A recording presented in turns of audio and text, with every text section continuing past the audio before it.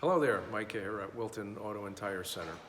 A question or a phrase we hear and get a lot from our customers is, why is my TPMS light on? Okay, so one of the things we're going to do here is show you how we actually test the sensors using our Bartech tool.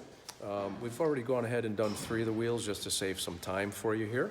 But basically what we need to do is put the machine right up against the rubber and hit the search button, and it will gather the data. And you can kind of see that, right? And we're going to save it here in a second. All sensors red as it's working, and we're going to hit continue. Right, so that gives you a good snapshot of all 4 wheels on this particular car.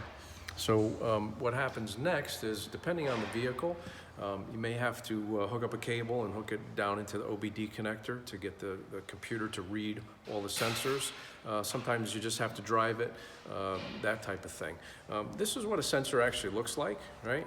The new replacement ones usually come with a rubber valve stem, and this is the sensor itself, and it sits right down in there. You can kind of see like that.